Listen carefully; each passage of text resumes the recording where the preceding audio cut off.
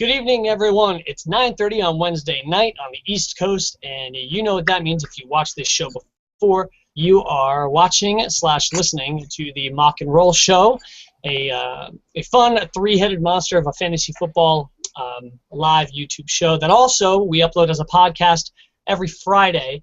So you can go ahead to iTunes and subscribe to the podcast, subscribe to our YouTube channel, and watch us every week. Also, you can tweet in. We'll answer your questions, talk about the things that are on your mind with fantasy football live on the show. You can tweet using our handle. I can't even think straight, boys. I'm so excited about the show. We are at Mock and Roll Show. You can tweet at us using the hashtag Mock and Roll Show, and follow us on Instagram for all kinds of crazy fantasy football memes that a guy who we'll be talking to soon named J3 makes for us. So anyway, let me tell you a little about myself for those of you who have never seen the show before. My name is Sean, Sean Michael. I make all kinds of ridiculous fun with my handle down there at the bottom of the screen, and you'll see that throughout the show. But I work as a banker. I'm a drummer, a dad, and these two guys here have been best friends of mine for over 25 years now, which is insanity, by the way. I don't know you're old. That's because I am really old. I'm also a two-time, and also a back-to-back, I guess you could say, Fantasy Football League champion in the league that we're all in, that J3 there runs. This is our 10-year anniversary, by the way, which we're excited about, the League of Thrones. So, Right. But anyway, but enough about me. Let me pass it over to one of my co-hosts here, Damien, who, this week I've been thinking about it, and this is a guy who last week before the show wasn't sure if he wanted to carry Lamar Miller on his bench, and this week is ready to carry his pads around all season like he's a rookie. Thanks for tossing it over to me. This is what I love about this show, is that every time we're on air, I learn something. Officially, I don't care about anybody else out there. I just kind of care about me, and I learned something. Right? I care, but that's just... Well, thank you. Yeah, you have a big heart. So big heart, big beard, same thing. This is we've been friends, all of us, for years and years and years. We are in a fantasy football league together. We're all competing against each other. So actually, we're all giving each other info. We probably shouldn't be giving our league mates are probably listening in to get tips. We're probably totally ruining our own lives. Wait, time out. No, I should be giving you guys tips because out of the three of us, one of us has won, and that person has won twice. Let's just make sure we have the facts straight. But go ahead. Anyway. So we've been friends for years and years. I'm Damien, as you can tell by my handle down here, and I am an English teacher. That's my day job, high school English teacher, no less, and I'm going to plug myself here, a former award-winning journalist. And also, in case anybody out there is listening, if they're viewing, they can see this, but I'm actually bald. It's How did you know I was typing that to edit my handle? I know what you're typing. I actually have what's that? I put a virus on your computer that tells me what your key swipes are.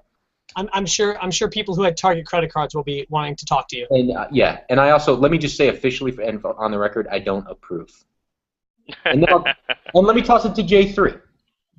Yep, I am J3. Like the guys mentioned, I do run the League of Thrones. I started this about 10 years ago. I didn't know what fantasy football was. I've heard about it. Obviously, I'm a football fan. I'm actually a Giants fan, but I wanted to start it again. Sean is actually one of the founding members, and he's been in the league every year since it started. Yes, he is a two-time champion.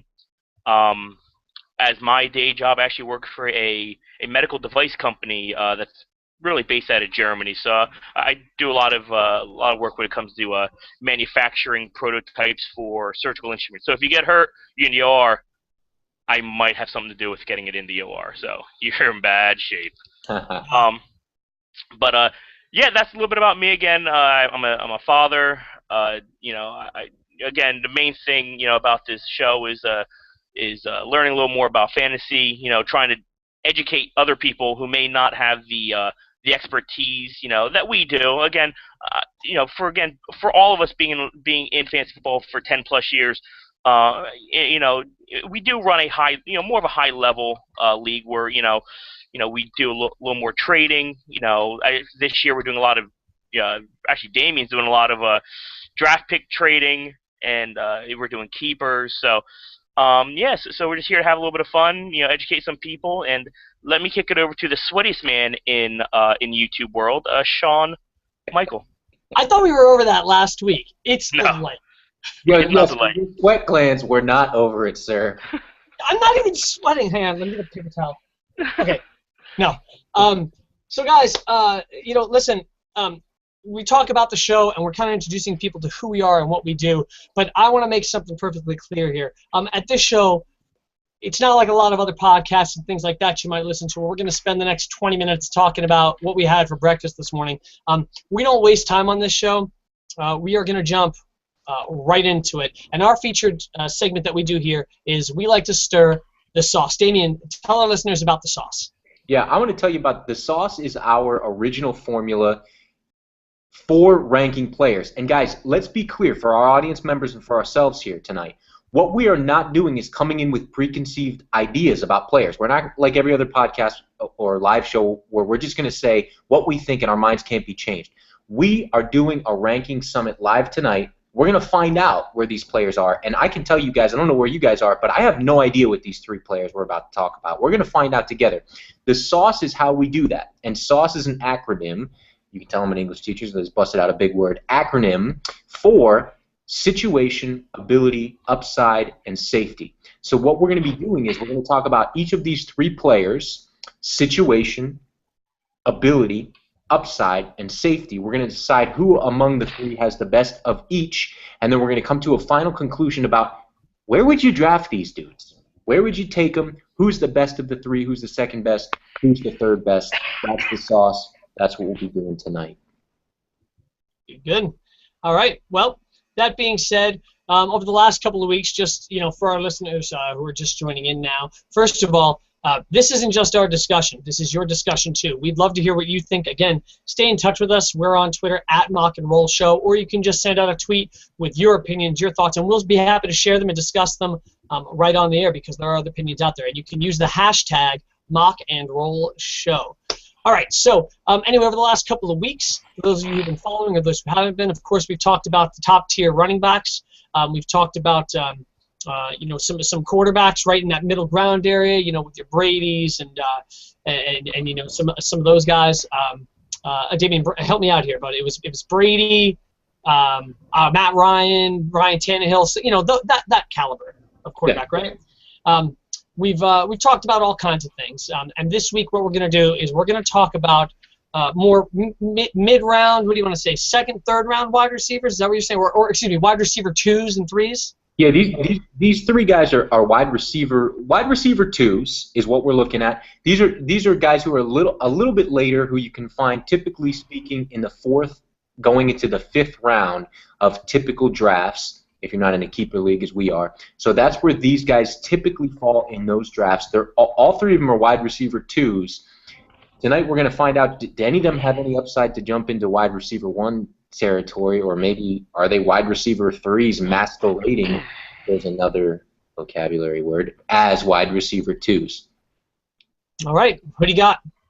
So here are the three guys we're going to sauce tonight, boys, and we'll start with situation. Okay, so we'll talk about all three's situation all at once. We're going to decide who has the best, who has the second best, and who has the third best. And when we talk about situation, as a reminder, mostly for the audience members, we talk about quarterback because you can't separate situation from quarterback. We talk about is that guy the top target on the team, and who else is there on the team. So that's all we're really worried about for situation. The three guys we're going to be saucing tonight, boys, we're going to be saucing one, Sammy Watkins of the Buffalo Bills, second-year wide receiver. We're going to be saucing Andre Johnson, who recently switched from the Houston Texans to the Indianapolis Colts. And he is, I actually don't know how many years wide receiver is, but he's 34 years old. And we're going to be saucing rookie wide receiver for the Oakland Raiders, Amari Cooper, out of Alabama. So those are the three guys. Situation, boys. Let me start with J3. J3, who has the best situation of these dudes? I think it's Andre Johnson, and I don't think it's close. Again, like you said, we have to take in consideration the quarterback, and by far, Andre Johnson for the Indianapolis Colts has the best quarterback situation. Andrew Luck is, all world. He's, on most people's draft boards, he's the number 2 quarterback coming out. On some, he's number 1. Some people have him over Aaron Rodgers. But yeah, Andre Johnson. Listen, he's a veteran in the league. When he's healthy, he's one of the biggest big play men in football. He's the guy who can stretch the field. He's the guy who can go over the middle. His drop rate is never that low. Yeah, that's really all I can say about Andre Johnson. Again, first year with a new team, but he's coming into a much better offensive program. Yeah, I think Andre Johnson all day. Yeah, I'm going to have to go with John, and hopefully this isn't a lesson to be taught to all rookies coming into the league. And, hopefully this isn't the slogan from the Players Association. Hey, come play wide receiver in the NFL. You can be great, and it'll only take you 14 years to get a legitimate quarterback to throw you the ball. I mean, seriously. I mean, what did Andre Johnson have to do aside from try and stay healthy and stay on the field to get a decent quarterback? How many guys has he been through? I mean, it's unbelievable. And when you have a guy of that caliber, you hate to see, something like that go to waste. But hopefully it's not too little too late. John, I really can't agree with you more. Andre Johnson has the best situation. You're talking about Andrew Luck. You got a guy, yes, he's an old veteran. He's probably on his last legs from an NFL wide receiver standpoint, but I'm talking about Reggie Wayne, who decided to come back for another year. And I believe he will be serviceable in this offense, especially because it's not just going to be he and T.Y. Hilton carrying the load. Coby Fleener's been a bit of a disappointment, but I think Coby Fleener now, that offense is going to spread the field a bit, especially with a guy like T.Y. Hilton. I think you have T.Y. Hilton in the 3 spot. He's going to stretch it downfield. You're going to have 2 possession guys on the outside. I think that opens up the middle of the field for Coby Fleener. So, again, there are 3 weapons lining up aside from Andre Johnson that are going to help take the pressure off him. You're really going to have to figure out how to pick your poison there. And, by the way, we have perennial Pro Bowler, perennial, football stud, even over the age of 30, Frank Gore now going behind Andrew Luck. So you're going to have to cover the play action too. I can't see this situation failing for Andre Johnson unless he gets injured. I'll take that.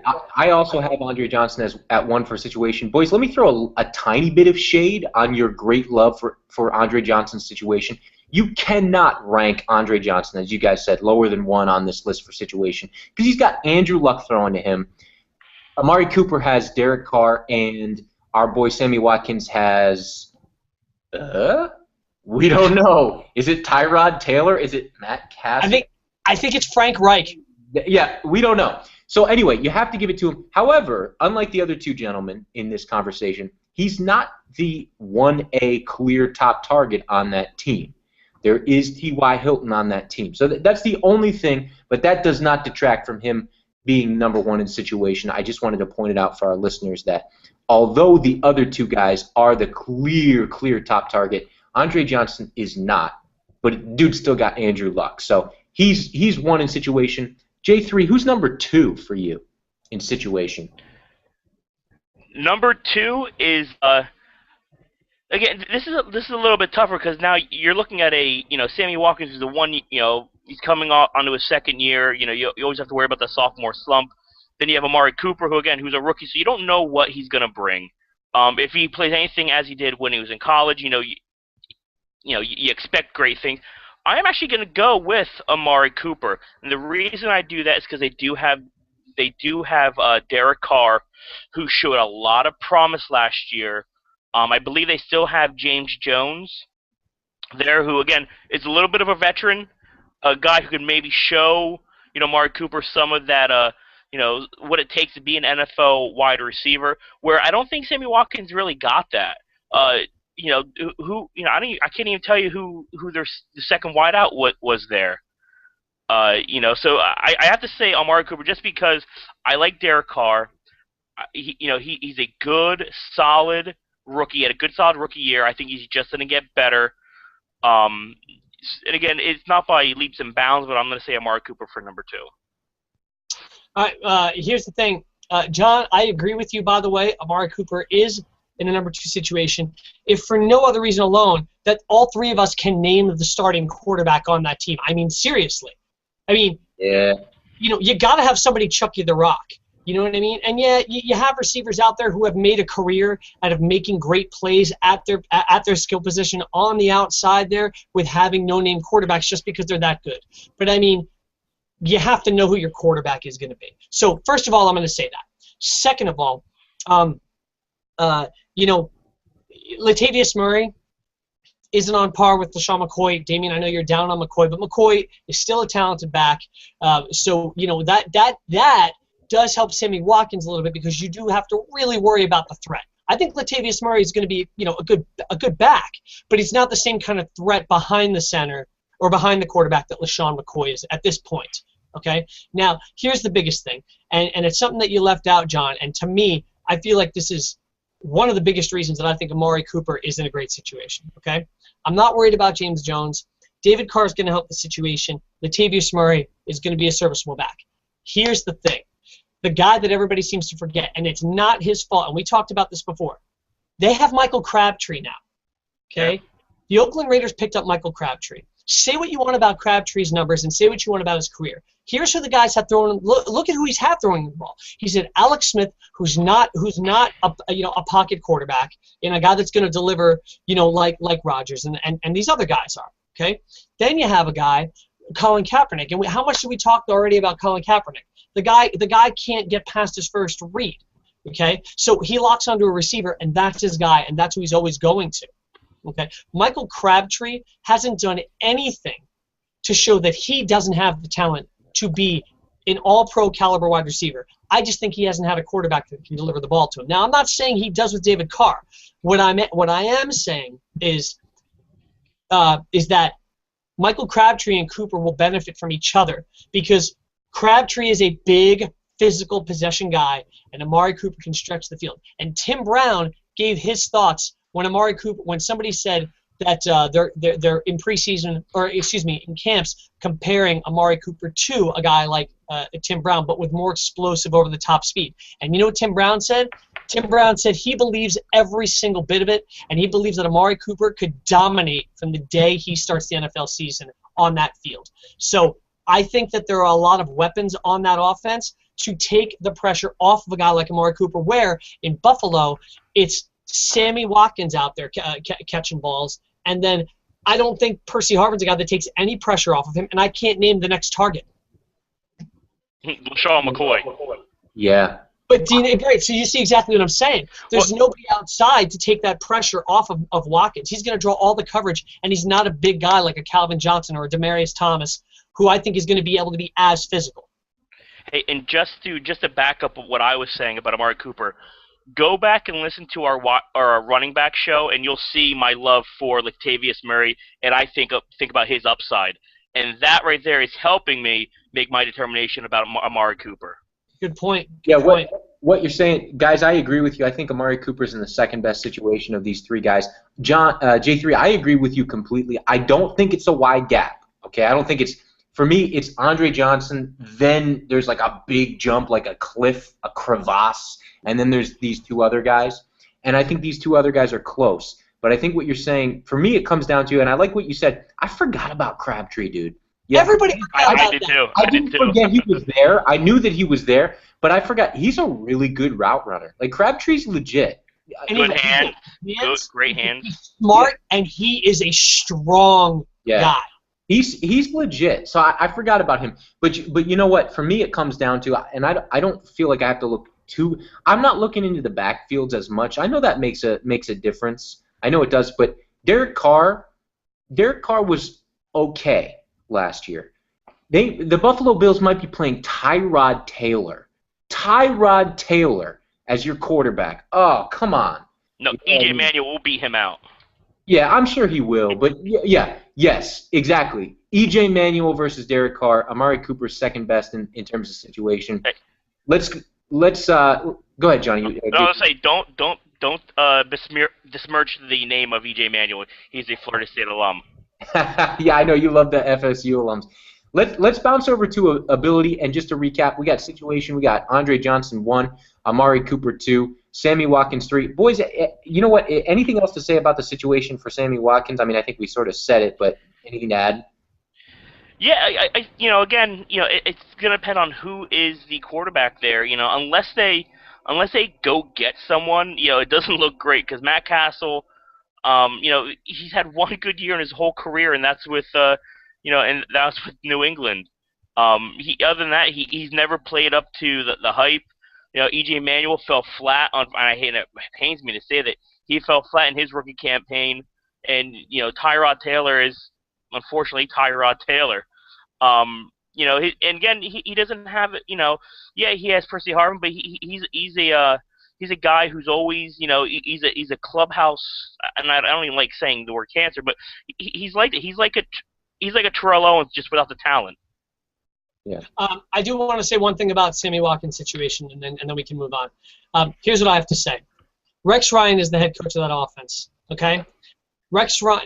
Here's what hurts Sammy Watkins right now for me. Okay, Sammy Watkins is the second best offensive player that Rex Ryan has ever had on an offense.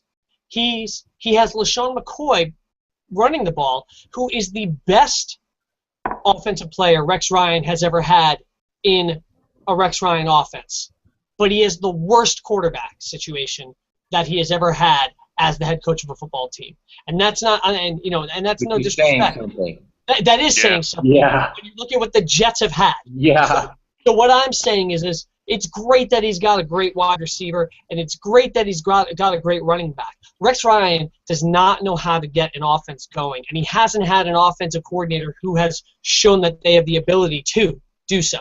I just feel like there is nothing in place here to help Sammy Watkins succeed this year. I don't have Sammy Watkins on my draft board at all. Go ahead, let's talk about ability. Ah, okay. Well, you're jumping ahead a little bit. Hold your horses there. Let's go over to ability. I didn't mean to spoil, but I'm just. You know. You're passionate. He's fiery tonight. He's fired. Yeah, he's fired up. 5K. That 5K gets you fired up, man. Let's move over. Let's talk about ability. This is maybe the letter I'm most excited to talk about because this, to me, is a very smart, cool conversation with ability with these three guys. I don't need to preface it beyond that. Let's bounce it the other direction. Sean, who has the best ability among these three guys at this point? Well, here's my thing, and again, I'm not trying to jump ahead, but I'm actually going to be able to, I think, wrap the ability conversation up from my end for all three in pretty much one shot here. Okay, here's what you've got. You've got the unknown. You've got a guy with a little bit of experience, and then you've got a guy who's got a career. Okay, for me, Andre Johnson is when he can stay healthy, has the best ability of the three here. Yes, he's the oldest of the group, and he's not the fastest, but he's got the most surefire hands of the group.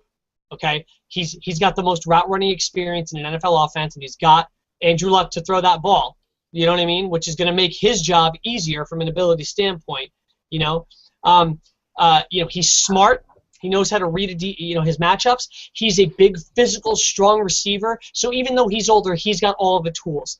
Then you've got a guy like Sammy Watkins. Okay, Sammy Watkins, from an ability standpoint, you've seen some of Sammy Watkins versus NFL cornerbacks and defensive backs. Stop, man. Just give me your number one. Who's your one?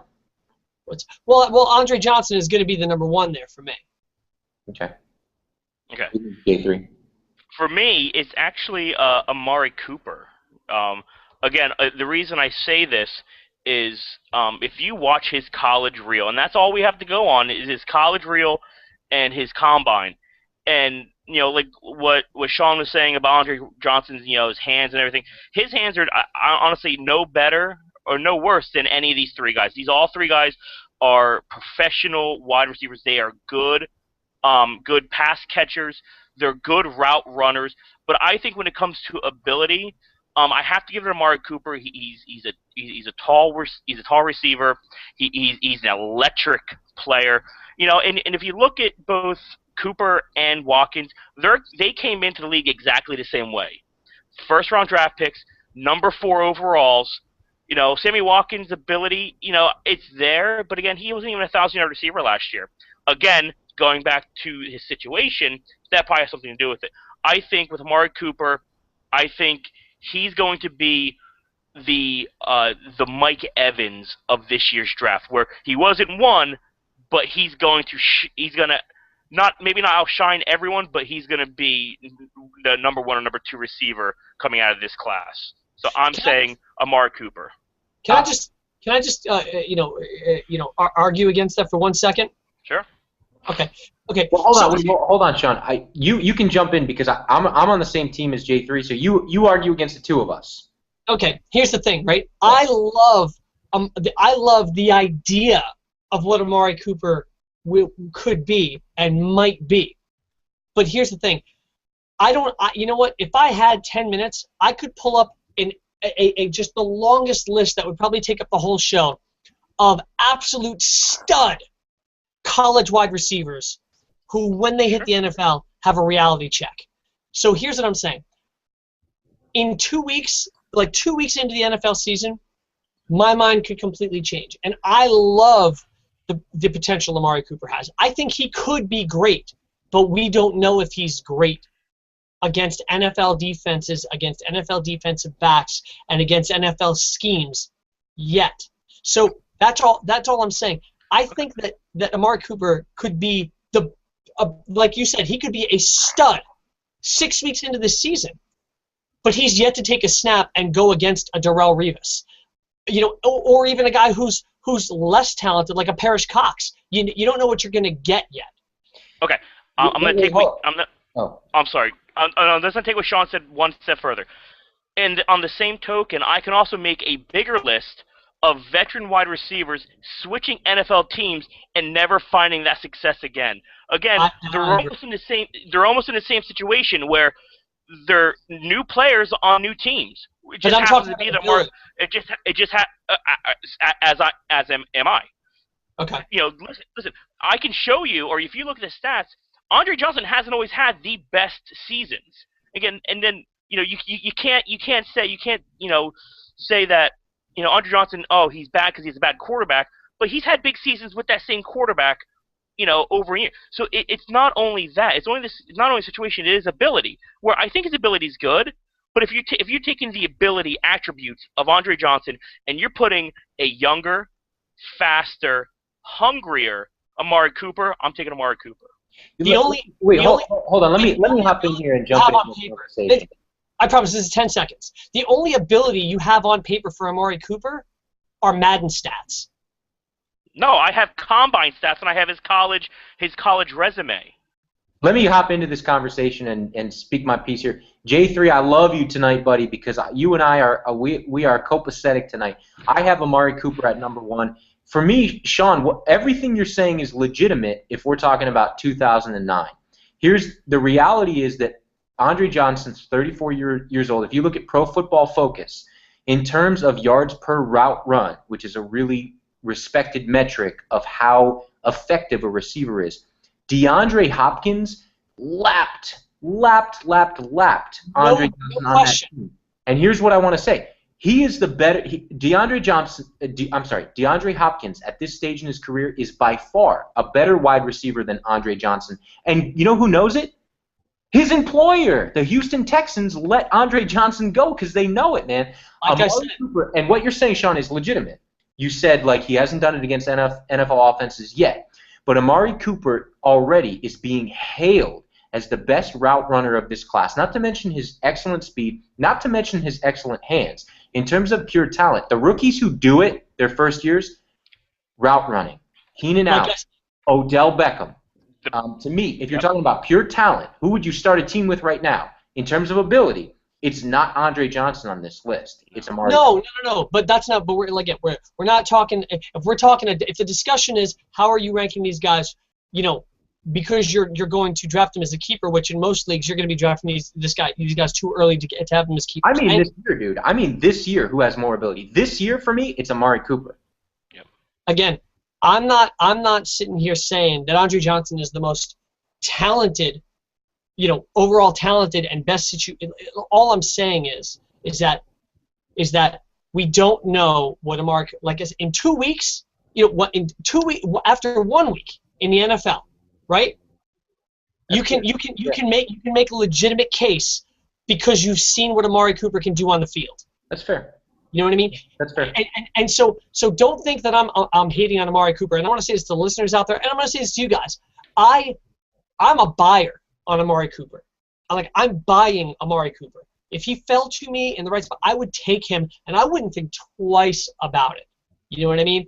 All I'm saying is that one of these guys, when we're just talking about Johnson, or we're talking about Johnson, Watkins, and Cooper, when we're talking about the ability to read NFL defensive backs, NFL defensive schemes, figure out how they're going to adjust, figure out where he's going to be able to go, how to get the inside track on an NFL defensive back. I'm just saying, Yeah, that's fair. I have to give the edge to the other guys only because he hasn't seen any of it yet. That's all I'm trying to say. I'm not selling him. Well, let's hop it right back over to you. Who's second on your ability list? And this is going to be very anticlimactic if you say who I think you're going to say.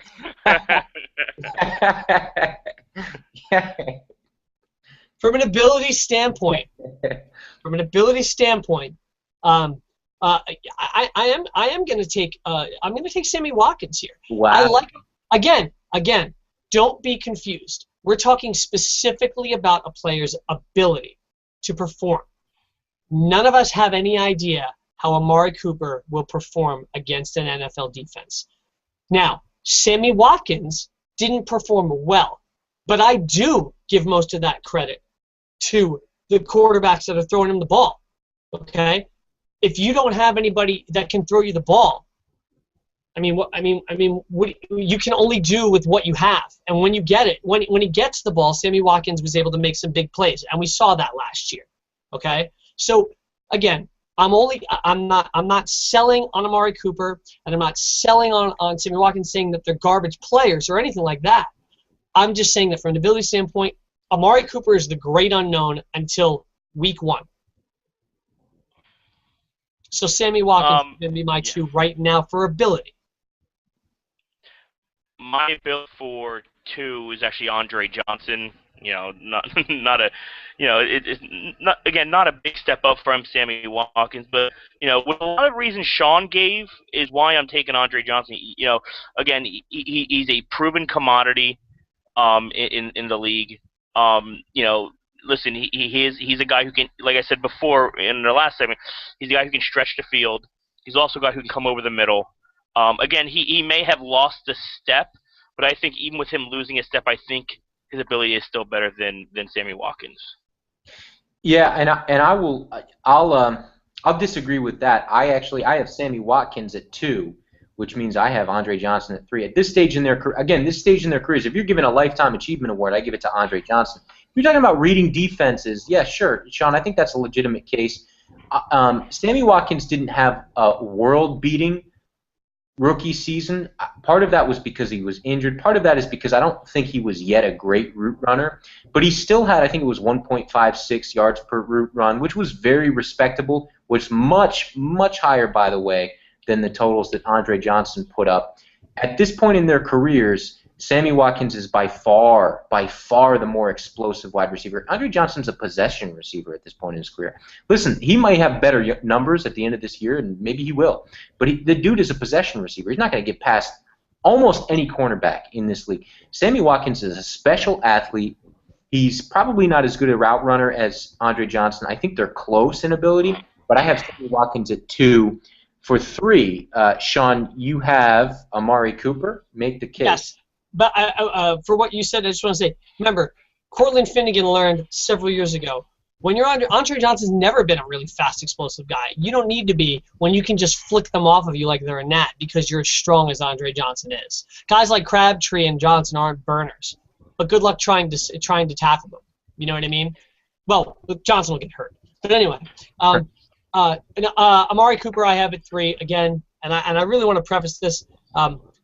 I have Amari Cooper, near the top actually of my wide receiver 2 list. I love this guy, but it's just the unknown. That's it. And I mean, it's as simple as that. Explosive speed in college, explosive playmaking ability in college. He's hungry. He could be the next big thing, in the NFL. I mean, he can be that guy. We don't know yet. Yeah. Now, when it comes to Sammy Watkins, who's actually my number 3, the reason I have that, coming out of college, again, if you're looking at ability, he played in the ACC where he looked unbelievable in college. And I think a lot of that translated saying, oh, he looks so good, let's draft him number 1, where a guy who was drafted number 1 didn't play like a number 1 last year. Unless something changes this year, listen, he only had, he had 6 touchdowns, 65 catches. Yes, he was hurt part of the year, but so was Odell Beckham Jr. You know what I mean? And look at the numbers he put up. So if we're looking at ability, I think he is a talented receiver, and I'm not taking that away from him. But I don't think with him being a number 1 overall pick, I don't think he's ever going to live up to the hype of that the ability that people think that he should have. I think that's fair. For me, it comes down to, and here's the way I think about ability. Let's just say in a hypothetical world, the Green Bay Packers get rid of all their wide receivers and they're starting from scratch, and they they pick up a number 1 wide receiver. Do you think that number 1 wide receiver, if it was Sammy Watkins versus if it was Andre Johnson, who would have better fantasy numbers? For me, it would be Sammy Watkins. Not by a lot, but by a little bit at this stage in their careers, because Sammy Watkins is more talented overall than Andre Johnson. I'm not saying Andre Johnson can't play anymore, even though he's 34 years old, and that's a proven time that wide receivers start to drop off. I'm not saying that. I still think he's going to be able to play, mostly because of his situation. But he had a pretty bad year last year if you look at the metrics. He had a ton of targets. Guys, he had 180 targets. He had the same number of targets as like guys who finished as wide receiver 1 overall type status. And he didn't do almost anything with those targets. He had a terrible year. Now, you can say quarterback, and that's true. I just think he's not what he was. Let's move on to upside. Who has the best upside? And we'll flip back over. J3, of these 3 guys, who could finish the highest in fantasy football this year? Amari Cooper. For all the reasons I stated before, again, he's coming in. He's coming in prepared, I think, more so than Sammy Watkins did when he came in. Because, again, he's coming from Alabama, who is a pro-style offense. And that can't be emphasized enough, because these guys are coming in ready to play. You look at Sammy Watkins, again, coming out of Clemson, like I said before. Again, I don't think he was as ready as Amari Cooper is. Amari Cooper, to me, is going to come in ready to go. He's going to come in really, I think, on the same level as a Mike Evans or an Odell Beckham Jr. His upside, he has no ceiling at this point. Again, like Sean was saying, there is that unknown, but for what we know about him and his statistical metrics, his upside, I think, can be through the roof. Sean, what do you think? Let's see. We talk about upside and safety. Oh, geez. John, who was that again? I heard your explanation, but who was that? That was Watkins, right? No, Amari Cooper. Oh, it was Cooper? Yeah, so I'm thinking about the 5K he ran before, right? Holy hell. He's off in a la land. Milk is a bad choice. So hot. Amari Cooper. Well, yeah, you know what? While I'm concerned about how he's going to perform against other players, I do think that the ceiling has to go to Amari Cooper. If the guy shows up and he performs like he's able to perform, the sky's the limit for this guy. Andre Johnson, I think, has the which we'll get to the next letter and whatnot, but he is the best quarterback. You know what I mean? He is the best situation, which we talked about already. When you have Johnson, but really here, I'm going to give Amari Cooper the upside. Like John said about Sammy Watkins, the guy, and like you said, Damien, the guy didn't produce as well as maybe he could have with the number of targets he had. And then plus that quarterback situation, you just can't. There's not a lot of belief that he's going to light the world on fire there. And I don't think Andre Johnson's gonna light it up either. You know what I mean? I think there's a decent floor, which we'll talk about, but upside I got Cooper. See, this is why J3 and Sean. This is why I love what we do with the sauce, because I feel like J3. I feel like we're starting to bring Sean over to the dark side a little bit. I can feel him moving. Yes. To the black hole. He was coming over. Now I'm going to throw another wrench in this. So we collectively, for ability. Collectively, we have Amari Cooper at 1. For upside, because the two of you said Cooper is 1, it's going to be Cooper. I have Andre Johnson at 1 for upside. It's not a big gap, guys. This is like a thin gap from me from Johnson to Cooper. But listen, the reason that I think that Andre Johnson's upside is higher slightly, he's got Andrew Luck throwing to him. If he caught 15 touchdown passes this year, I think Andrew Luck's going to throw 40, if not, maybe 42, 43. If Andre Johnson caught 15 of those, would that totally shock anybody? Amari Cooper's not going to catch 15 touchdown passes this year. You know what I'm saying? I think the upside for me is slightly higher with Andre Johnson. What do you think, J3? Who's number 2 on your upside list? Andre Johnson's number 2 for those reasons. Where again, you're looking at obviously Andrew Luck throwing to you. Again, the thing that worries me is he's kind of the new kid on the block when it comes to that offensive scheme. How is he going to fit in that offensive scheme? Again, like you were saying when he was in Houston about his the yards per route.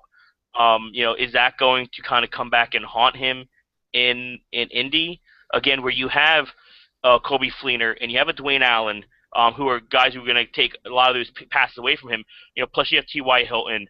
So I can see why that slim margin is there, but I just have him a little bit below.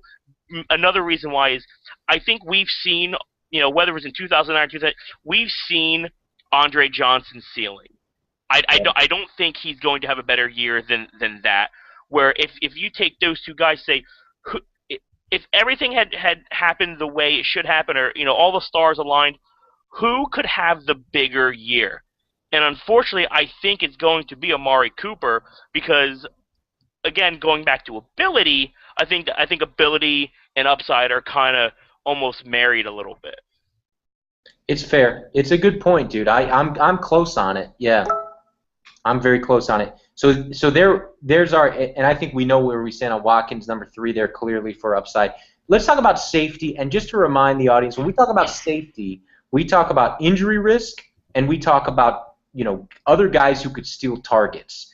So is the guy going to get hurt? And that's a tough thing to say, A. And B, is the guy going to get beat out by somebody else on the team? Who's the safest? And I'll bounce it back for a second time, third time, whatever.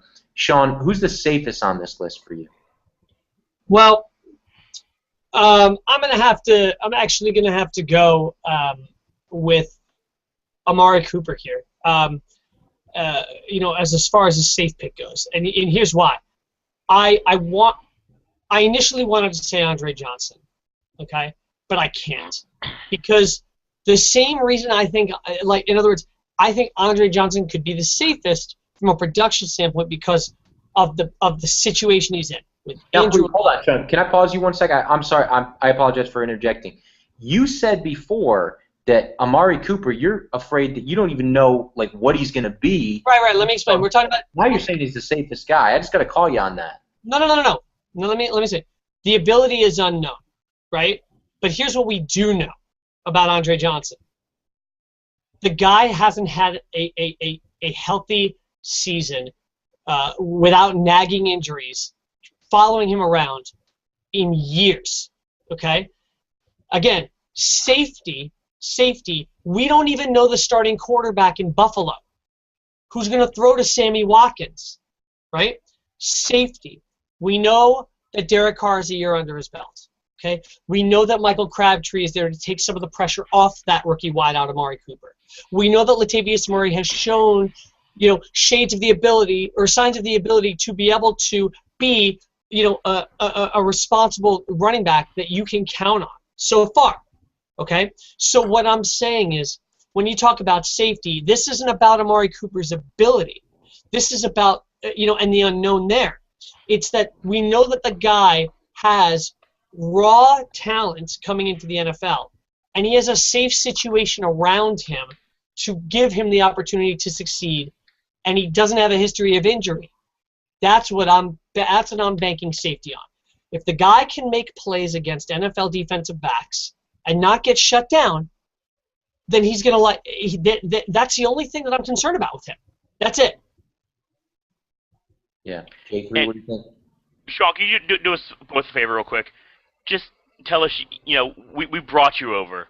Because it sounds like we brought you over a little bit. We did. Again, listen. I like my stance hasn't changed here. Okay, like, honestly, I have said the whole time. I love Amari Cooper. I would draft the guy in a heartbeat and not think twice about it. Right? We just don't, His ability is not known on the NFL field, but I think he has the highest ceiling if he can perform against NFL defenses. I think the guy has the best safety situation, or not situation, but I think the guy has the safest scenario to be in because no injury. He's not an injury risk right now. Okay, he's got guys around him to help him out, and you know who's throwing him the ball. One last thing. If Andre Johnson hasn't been plagued by injuries for the last umpteen years, it would not even be a question that I would take Andre Johnson for safety. Yeah. Okay. For safety, for the reasons Damien has stated, do I think Amari Cooper's going to lose his job to anyone? No. I think he is. Listen, there's a reason why he was drafted number 1. He's the most pro-ready wide receiver coming out of this draft. Heck, I think he's more pro-ready than Michael Crabtree, but that's just me. And again, going to the injury, Amari Cooper has never had a major injury where Sammy Watkins in his first year missed a couple games for injury or he was banged up, and Andre Johnson, a perennial. And again, it's hard to predict injuries, but Andre Johnson, and a lot of his stuff is like soft tissue, injuries. It's hamstrings, ankle. It's pulled calves, you know what I mean? Like stuff like that. So again, safety-wise, I think Amari Cooper right now is probably your safest bet to be on the field for every fantasy game you play. And I'll give safety. For me, safety goes to Andre Johnson. And it's legit what you guys are saying about injury risk. But I'll come back to what Sean said before. Amari Cooper, I think, will be tremendous. I want to see him prove it. If you draft a rookie in the first round, you're sacrificing.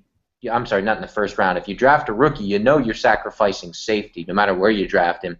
Andre Johnson is not going to lose his job. Okay, the GM there happens to be one Ryan Grigson. Ryan Grigson sticks with guys he picks up in offseason trades. Case in point, Trent Richardson. Every metric said Trent Richardson was terrible. And you know what Ryan Grigson did? Stick with him for more than a year. For 2 years, in fact, he stuck with him. Andre Johnson is not Trent Richardson talent. He's good. He's not going to lose his job. If he stays healthy, he's got Andrew Luck as quarterback. He is, for me, the safest of the 3. Who's the second safest of the 3? Well, the second safest here, I'm going to go with Johnson again. Johnson would be my far and away, the first pick here for safety. I just have injury concerns. So for me, everything about Andre Johnson is safe except the big factor of I just don't know if the guy can stay healthy past week 2 without having a nagging ankle. And I'm going to second that motion. Andre Johnson. Again, I call it the Andrew Luck factor. And sorry, I just had a little shaky cam there. It's the Andrew Luck factor where, again, he's gonna make everyone look safe. He's gonna spread the ball around. Andre Johnson, like you said, I don't see him lose. I don't think it's out of the realm of possibility he loses his job. I don't think that it'll happen unless he has a major drop off like Hakeem Nicks did last year with that team. Andre Johnson again, and I feel bad because I do like Sammy Watkins, and he's actually been like 3 on every list I've had here. I do like him, but I just think that the little bit of injury risk that he has, plus again with everything else kind of combined, looking at his safety, the quarterback situation is not beneficial for him. Unless they figure something out there. But yeah, I'm gonna go Andre Johnson at 2 and then Watkins at 3. And guys, here's what I know. I'm being a little bit of a homer here with what we're doing with the Sauce rankings and actually doing these ranking summits.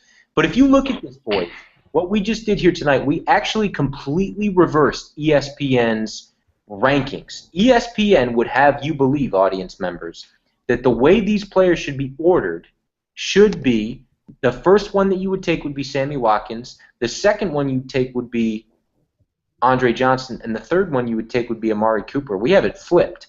We think the number 1 player among these 3 is Amari Cooper, the number 2 is Andre Johnson, and the number 3 is Sammy Watkins. So you heard it here first, the Mock and Roll Show consensus. We got Amari Cooper at the top, Andre Johnson in the middle, Sammy Watkins third among the 3. Any final thoughts on those 3 guys, boys?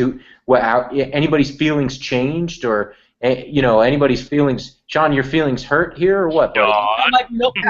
My feelings are my ranking has changed. Good. Prior to this discussion, I was pretty much certain that I would take Andre Johnson before the other 2. But now, even though he is the great unknown, I would without question take Amari Cooper before Andre Johnson. As would I. And let me just add one thing. Like, you still have to draft based on ADP. You can't close your eyes. Even though I think Lamar Miller is going to, and this is, people are going to watch the show and be like, is this guy crazy? I'm being dead serious. I think Lamar Miller will outperform Arian Foster this year. I'm not drafting Lamar Miller before Arian Foster because I can get Lamar Miller in the 3rd round. Don't overdraft. Don't overdraft your position. Right. Don't draft someone in the in the 2nd round where you can get him in the 3rd or 4th round. Yes. Stick with your guns, but look for the later rounds to get the guys that you want. That's right. It. Yeah, that's it. But those are our rankings here tonight, boys. So, Sean, I'll toss it over to you. Well, you know what? I'll toss it right back over to myself. We had a question from somebody on Twitter, actually, and now I will toss it to you. It was regarding Frank Gore. We had a question from Go ahead, Sean. Pause. Go ahead, Sean. That's not their Twitter handle. No. Okay. Tonight's question, it's funny you're talking about running back there, talking about Lamar Miller. We had a question from Scott Barrett, also known as @DudeFantasyBro, and he wants to know, and we did talk about this guy actually very recently. It would have been last week. We talked about Frank Gore when we were doing the sauce. On this show. And by the way, just like Scott, we want to throw it out there. If you have your thoughts and your insights and whatnot on the things we're talking about, if you have a completely different opinion, or if you want our take on any player or any 2 players against each other, reach out to us. At Mock and Roll Show on Twitter. Use the hashtag Mock and Roll Show. Did I say it? At Mock and Roll Show? Did I do that, guys? Yeah. Let me add one thing about this question you're going to ask. Actually, Scott Barrett is a writer for NumberFire, which, if any of our listeners are paying attention, NumberFire is a heck of a fantasy football website. They do a lot with analytics and metrics, and I use them a lot for researching players. So anyway, go ahead, Sean. No, that's right. So to Scott and anyone over at NumberFire that might listen to this, here's the thing. When we talked about Frank Gore, guys, and please feel free to let me know if there's anything I missed, we collectively love Frank Gore this year. I mean, if we had the money, and I'm sure we could find a Chinese, sweatshop that we can buy from, we would all wear Frank Gore jerseys this year. This is Frank Gore's best year, and best situation he's had. I like that. No, not best year, but I'm saying this is the best situation Frank Gore has ever had for one reason. It's the one reason we talked about with Andre Johnson, that he has, any shred of hope of reclaiming, some youth. Andrew Luck, man. I mean, if Frank Gore could have, it's like we talked about, how long did Andre Johnson have to wait to get a good quarterback? How long did Frank Gore have to wait to get a good quarterback? Andrew Luck is a monster. And just like I said when Adrian Peterson had Brett Favre under center, Brett Favre was really, really old, okay? And I said, I don't care how well Brett Favre performs, right? The fact that you have a guy like that under center, the defense has to think about that. Well, with Frank Gore, defenses planned around the run in San Francisco because they were a power run offense. There was no threat under center, with the exception of Colin Kaepernick's first big breakout year, where they were concerned about him running too. So they were still planning around the run. In Indianapolis, they have receiving threats that can stretch the field. They have possession guys that can stay solid on button hooks within 10, 15 yards. And, while all of that's going on and they're worried about what Andrew Luck is going to do the ball, here comes the draw to a guy who, at over 30 years old, will stuff that ball down any defensive tackler's throat and just run them over. Frank Gore is a huge buy this year. I think Frank Gore is a monster this year, and I would absolutely take Frank Gore as a wide receiver, or excuse me, a running back too. I wouldn't think twice, and I think he gets back up to over 45 catches this year. And I'll say, and Scott actually did a really good piece on Number Fire on Frank Gore, so he actually he's real high on Number Fire. Here's all I have to say: in my home league, in the league that we all play in, the league that matters the most to all of us, I traded picks up into the early third round this year for one reason, and I didn't even share this with you, really, guys. For one reason, and one reason only, and his name is Frank Gore. I'm a believer in Frank Gore this year. Yep. And so while you don't overdraft a guy and take him too early, in our league, you take Frank Gore in the second round just so Damian wasted that trade. wait, hold on, wait. Frank Gore, second round. Okay. No, listen. There's going to be a hurricane in Indy this year with Andre Johnson and Frank Gore, both Miami Hurricane guys. Yeah, listen, I'm really high on Frank Gore. He's a stud. He's probably the most consistent running back you're going to find. And I'm talking about a body of work. He's a perennial, 1,100 to 1,200 yard guy. He's in a better situation.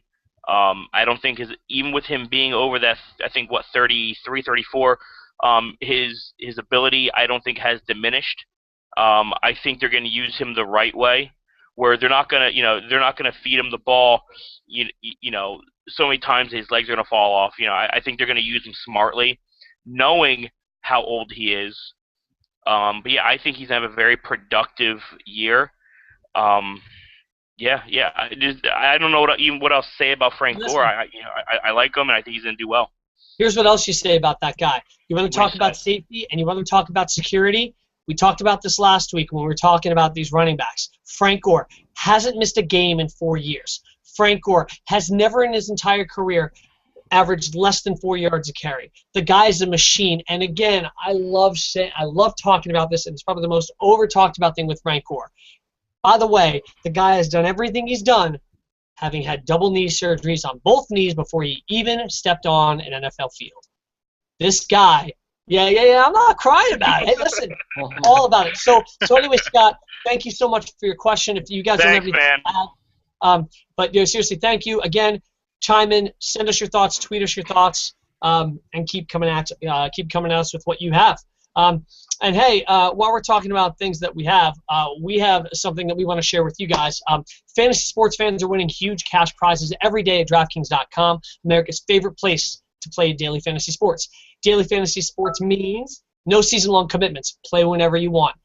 Just pick your sport, draft your team. It's like a new season every single time you play. So you're never stuck with the same players. Over $1 billion will be won at DraftKings.com this year, and you could be the next one to win big. So go to DraftKings.com today, enter the promo code MOCKROLL, MOCKROLL, and you get to play for free. Simple as that. DraftKings.com, use the promo code MOCKROLL, get a free entry, and hopefully you win some cash, and you share it with us. So there's the cheap plug of the night, boys, brought to you by DraftKings.com. All right, moving on, guys. Just a quick side note here. Real simple, Johnny. How does Le'Veon Bell now change on your draft board? Because I remember you were sell with his suspension. You were sell all day. You wouldn't take him at 5 if he fell to you. Now, it's been reduced by 1 game, but that 1 game for a lot of people makes a big difference. Where does Le'Veon Bell now on your draft board as far as running backs goes? For me, it made a big difference. If I'm only losing 2 games, listen, I have the number 5 pick in this year's upcoming draft. The way I think it may shake down, and again, this is just me kind of shooting from the hip here. I think it's going to go, it could go either way. Either AP, Eddie Lacy, 1 and 2. Whether it's backwards or flipped, doesn't matter. I think those 2 guys go 1, 2. Number 3, I think that's the wild card of the bunch. For some reason, I think Odell Beckham Jr. will get picked at pick 3 this year. Just because pick 3 is a Giants homer. He's a Giants homer. With that being said, I think Odell Beckham goes there. Number 4 pick, the player in that spot historically would take quarterback there. So I can see an Andrew Luck going there. I can see an Aaron Rodgers going there. I think at 5 for me, I'm going to have my pick at either Le'Veon Bell, Marshawn Lynch. And at this point, I'm thinking I'm leaning towards Le'Veon Bell. I think I take Le'Veon Bell, take my lumps the first 2 weeks. Again, I do have Lamar Miller as my number 2 running back. So, listen, if I can manage either to take one out of my first 2 and then get Le'Veon Bell. Listen, Le'Veon Bell is that offense. He sets up everything. He sets up the pass because you got to respect him. I think Antonio Brown benefits a ton from him. Listen, I think Le'Veon Bell is obviously one of the best running backs coming in. So maybe we'll get lucky. Maybe we'll get reduced another game. But all right, here's hoping. Yeah, here's to hoping. Damien, anything you want to add? I totally agree with John. You don't. ESPN moved him up to number 1. I don't have him at number 1. I still have Lacey at number 1 and Peterson at number 2. But I have Le'Veon Bell now at number 3. I had him at number 5 before. And I think that's absolutely right. I have him ahead of Marshawn Lynch at this point. He's just a world-beating talent, and that's just what he is. So 2 games, if you can survive it. The only thing I'd say, if you play in a league, listeners, in which there's only 5 teams that make the playoffs out of 12 teams, I wouldn't have him at number 3. I'd take Jamal Charles or somebody else because you can't afford to lose 2 games. But like our league, 7 teams out of 12 get in, you take Le'Veon Bell. Yep. I hear you guys there. All right, let's move on here to the final thing we're going to talk about tonight on the Mock and Roll Show. And by the way, I want to thank everybody for tuning in tonight. Again, we're here live every Wednesday night at 9:30 on YouTube, and then of course we'll turn this into an audio podcast that you'll be able to download. Subscribe to us on iTunes, and it's usually up by Thursday nights or Friday mornings. So make sure to check that out. Also, again, go to DraftKings.com, sign up, play for free, use the promo code MockRoll. Keep those questions coming in, guys. We love to talk about them. We're at Mock and Roll Show on Twitter and Instagram. So tweet at us, let us hear what you think and what you hate. Guys, let's do a little bit of one of our favorite segments, which is Would Shock You or Wouldn't Shock You. Damien, I'm coming at you first. Okay, you're a stats guy, you're an info guy. Let's see how much you know already about this guy, okay? You ready, buddy? I'm ready. All right. So listen, dude, Jonathan Stewart was awesome in the second half of last season. The release of D'Angelo Williams, can make a big factor here. The concern that we're going to be talking about, though, is the guy's durability. Where Jonathan Stewart averaged just 9 games played per season since 2012, this could really open the door big for a rookie runner.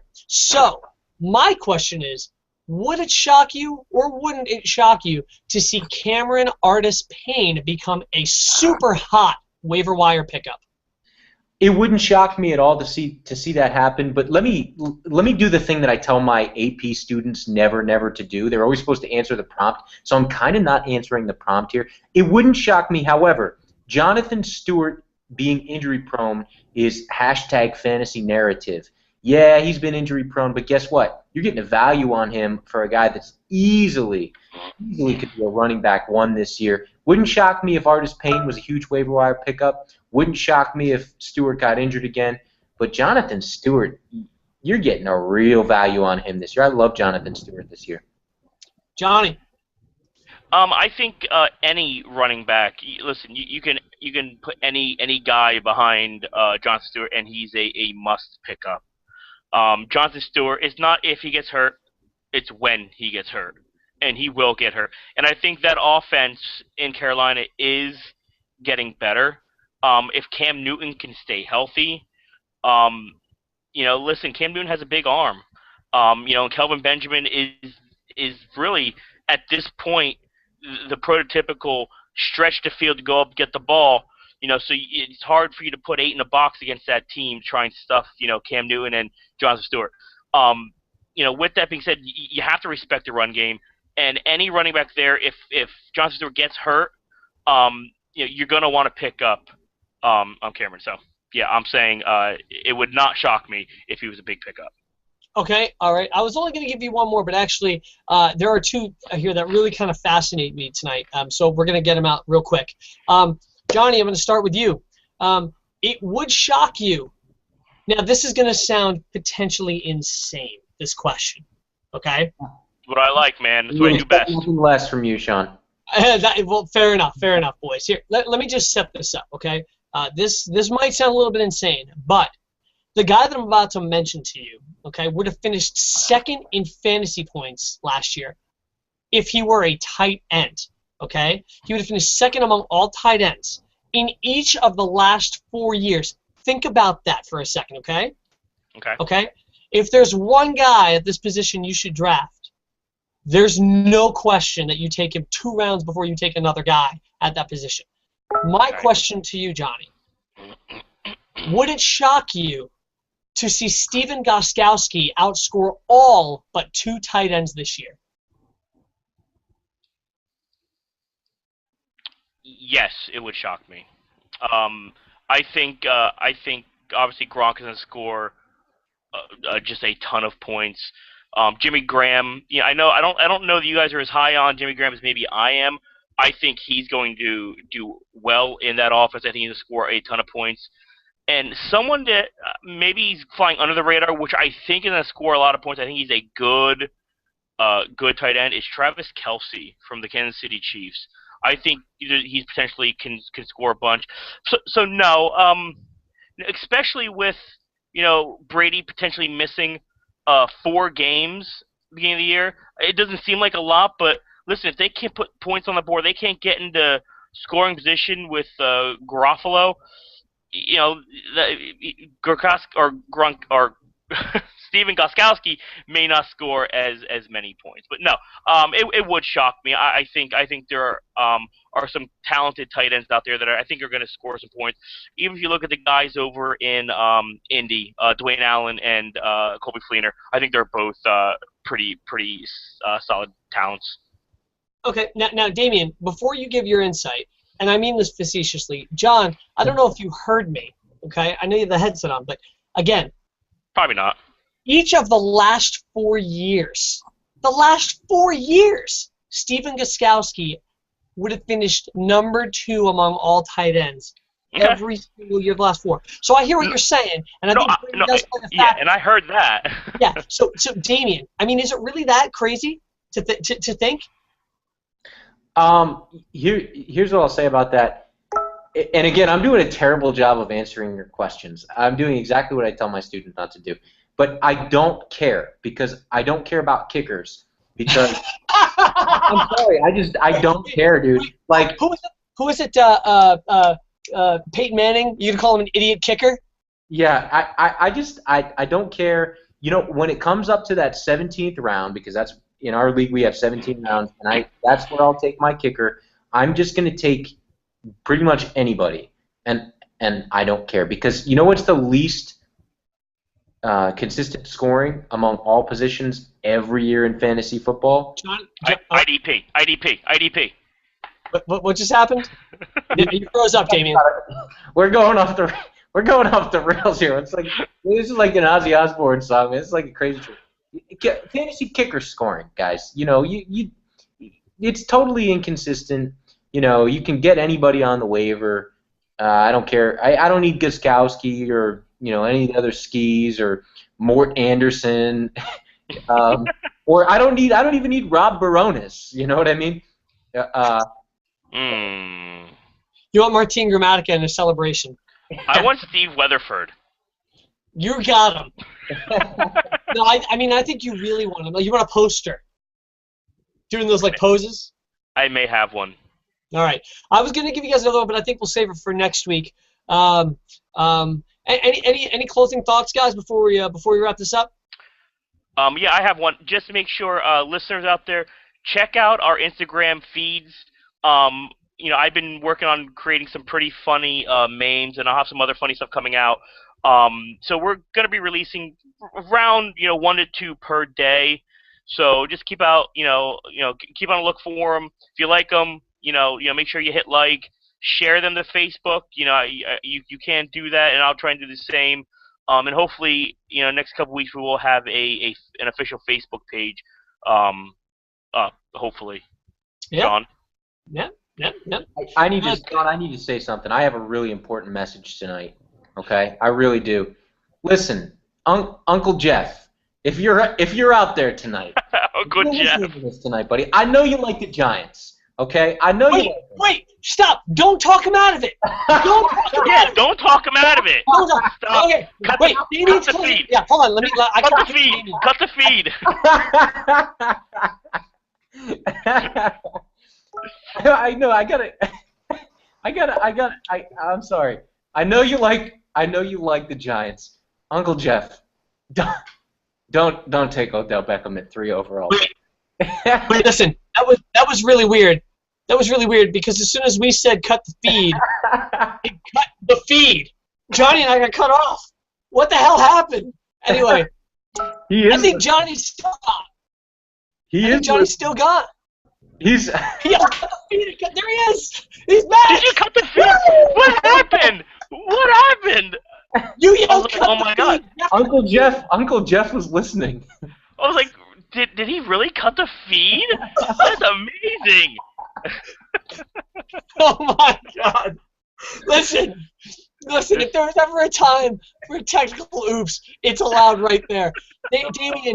Damien, no, you shut your mouth, and you're lucky I don't kick you off this panel. Jeff, Odell Beckham is going to outscore the top 3 running backs. He is better than Randy Moss. He's better than Randy Moss. If you're listening to this show and your name is not Jeff Eddy, you don't take Odell Beckham. But if you're Jeff Eddy, boy, do it. Take him and do the whip. Do the whip at Nene too while you're at it. Anyway, listen, guys, that's it tonight from us. Thank you for tuning in. You've been listening to the Mock and Roll Show, where you're live every Wednesday night on YouTube. Follow us on Twitter and Instagram at Mock and Roll Show. Tweet at us. Send us your thoughts. Please don't pull the plug on our feed. Please. But seriously, let us know your thoughts. Let us know what you love, what you hate. And tell us what you want us to talk about on next week's show. By the way, speaking of next week's show, one of the things we're going to be talking about, and that you guys can, again, send us your thoughts ahead of time, is after a guy like Rob Gronkowski and maybe Jimmy Graham, when do you take your tight end versus when do you pick up additional strong wide receivers if you're in a 3-receiver league or if you're in a flex? How long do you wait after those first, after that first 1 or 2 guys? So anyway, again, subscribe to our iTunes podcast so you can get this every week automatically on your iPhone or other devices. Damien and I are going to look into getting this up on Stitcher, and for those of you who have Android, things like that. But we'll be here next Wednesday night, and until then, thank you for watching the Mock and Roll Show. For Johnny, Damien, and myself, we'll see you next week.